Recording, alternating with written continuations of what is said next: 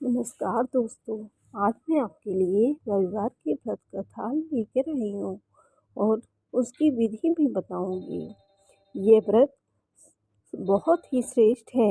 इस व्रत से सभी इच्छाएं पूर्ण होती हैं। इस व्रत को करने के लिए हमें सुबह प्रातःकाल जल्दी उठकर स्नान आदि से फ्री होकर शांत चित्त होकर परमात्मा का स्मरण करना चाहिए। भोजन एक समय ही करना चाहिए। भोजन अथवा फलाहार सूर्य के प्रकाश के रहते ही हमें कर लेना चाहिए। यदि निराहार रहकर ने पर सूर्य छिप जाए तो दूसरे दिन सूर्योदय होने पर और सूर्य को अर्घ्य देने के बाद ही हमें भोजन करना चाहिए। व्रत के दिन नमकीन तेल युक्त भोजन नहीं करना चाहिए। इस व्रत को करने में बहुत ही हमें सम्मान मिलता है तथा शत्रुओं का क्षय होते हैं। आँख की पीड़ा के अतिरिक्त अन्य सभी पीड़ाएं भी दूर होती हैं। तो आइए दोस्तों, आज हम सुनते हैं रविवार की व्रत कथा।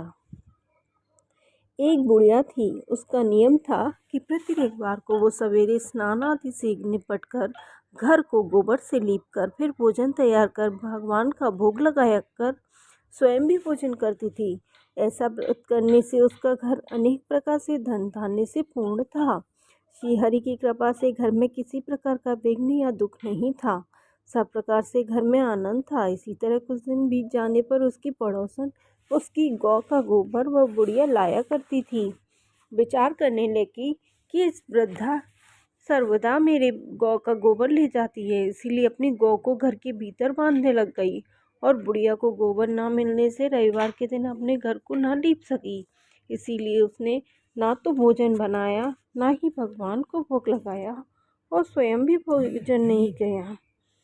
इस प्रकार उसने निराहार व्रत किया। रात्रि हो गई, वह भूखी सो गई। रात्रि में भगवान ने उसे स्वप्न दिया और भोजन न बनाने और भोग न लगाने का कारण पूछा।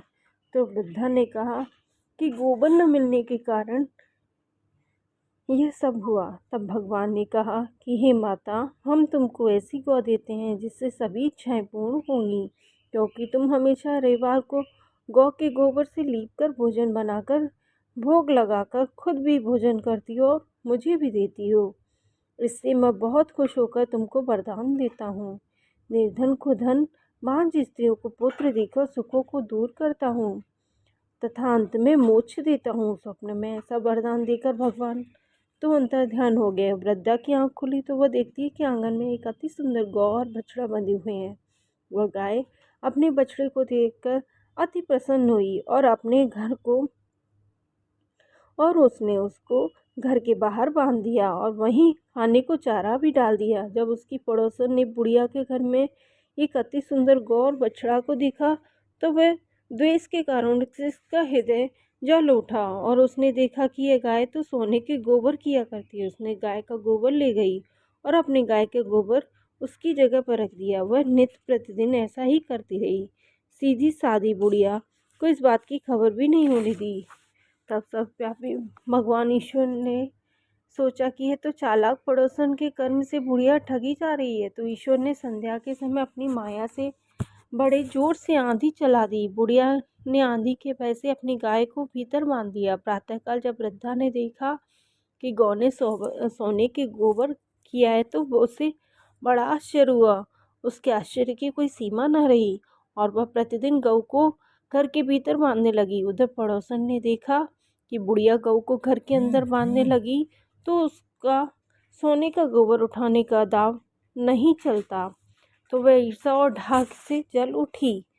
कुछ उपाय न देखकर पड़ोसन ने उस देश के राजा को सभा में जाकर कहा कि महाराज, मेरे पड़ोस में एक वृद्धा है। उसके पास एक ऐसी गऊ है जो आप राजाओं के साथ रहने योग्य है। वह नित्य प्रतिदिन सोने का गोबर देती है। आप उस सोने से प्रजा का पालन करिए। वह वृद्धा इतने सोने का क्या करेगी। राजा ने यह बात सुन अपने दूतों को वृद्धा के घर से गौ लेने की आज्ञा दी।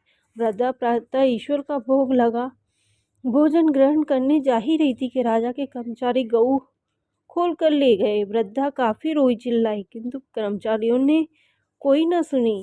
उस दिन वृद्धा ने गऊ के वियोग में भोजन न किया। रात भर रो रो कर ईश्वर से गऊ की पुण्य पाने की प्रार्थना करने लगी।